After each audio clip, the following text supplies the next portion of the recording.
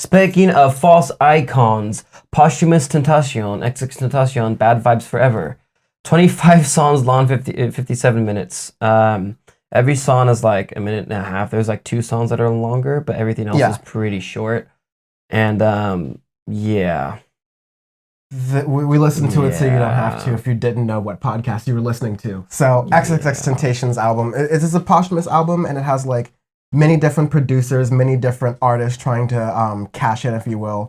You have honestly Juice WRLD doppelganger Trippie Redd, who's over here cashing in, and really like every sort of like attachment on this album, person starring on here, you have to wonder like, was it personal? Some of it's like, okay, the last song is It's All Fading to Black featuring Blink-182. I know that Blink-182 was a big motivation for XXXTentacion and this like kind of school of SoundCloud rappers that exists, because it's like where he dip into the emo rap stuff, right? Exactly. And so maybe that was done in kind of like an homage, like, okay, the guy's dead, he was really influenced by us and people like his music, so yeah, we'll do something. But they don't know who the person was. Yeah, but like it's kind of hard.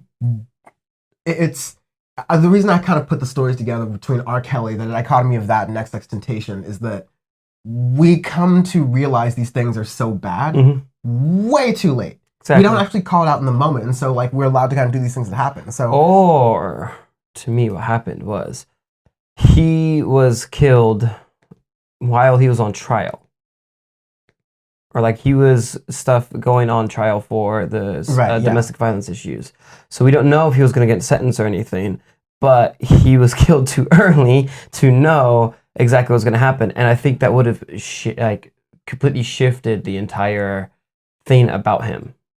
Yeah. And I'm even crazy enough to think that like music industry people killed him off so that way they can make more money on him, because if you would have got indicted or into the jail for beating somebody, then people wouldn't have liked his music as much.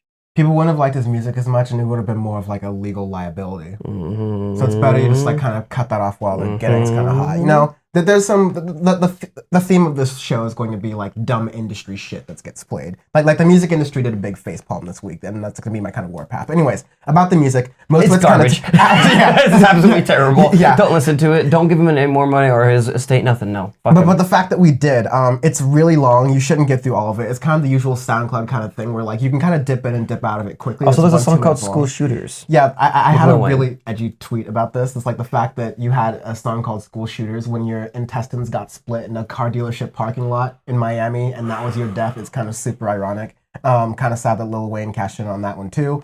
And then Rick Ross after. And here's the thing, these songs are like, they blend genres okay. They're middling in decency for like SoundCloud rap, because a lot of it's garbage. But it lacks cohesion because there's so many producers on it, and it's just like not really a good experience to listen to.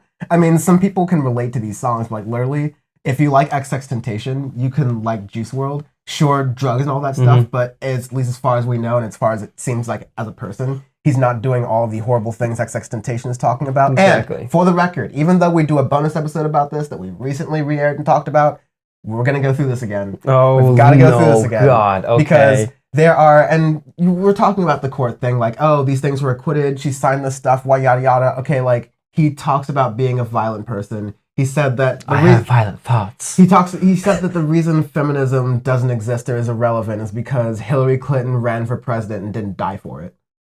Like, he just has such a extreme like lack of understanding and disregard for kind of anything. I like to do bad things. So Onfroy, I'm going into a thing where Ayala is like the girlfriend. Onfroy grabbed her iPhone 6S, smashed it to the floor, and struck her hard in the face. He later fixed the phone, but Alia was stunned. I got slapped for no reason, she says. And he kept acting like everything was cool.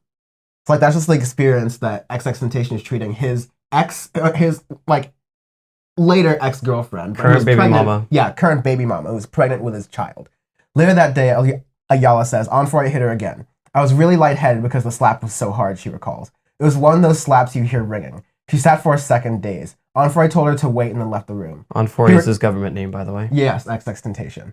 He returned holding a long-handled barbecue fork and a wire barbecue brush. He was like, which one do you want me to use? Oh Ayala was confused. Like, use for what? She said. In a deposition given 7 months later, she recounts to a prosecutor, and this is really like intense stuff. I'm reading this because it's a point that people need to know, but just for the record, this is intense. You should skip maybe 45 seconds ahead if you know. If you get bleepy. Yeah. Quote, he told me to pick between the two because he was going to put one of them up my vagina. Oh, God. Jesus. Between barbecue fork and wire barbecue brush. She chose the fork. Then Onfroy began pulling up her black and white strip dress. He lightly dragged the fork against the skin of her thigh. Ayala passed out. Quote, when I came to, I remember thinking, I cannot let this happen to me. I cannot let this happen to me. Ayala wanted to leave, but it was clear that Onfroy wouldn't, quote, be comfortable with that, she says in the deposition. So you just see this complete sort of like cycle of extreme abuse. Like I said, featuring Lil Wayne, featuring Rick Ross, featuring Troy Lanez, featuring Cyrus, Joey Badass. Is. Who the hell are these people who are signing on to this? And that's why you laugh at his death. Yeah, that's why it's really fucking funny, which is why we're going to really quickly right here load up the TMZ video where he dies and watch it for ourselves for our own entertainment because it is fucking juicy. Because you get the nicest endings. Oh, okay, here we go. Oh.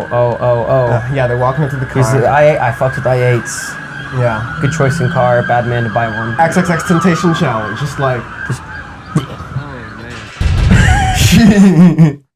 Guys is like, oh, damn. Thank you TMZ for that. We don't rate albums that are bullshit, so let's continue.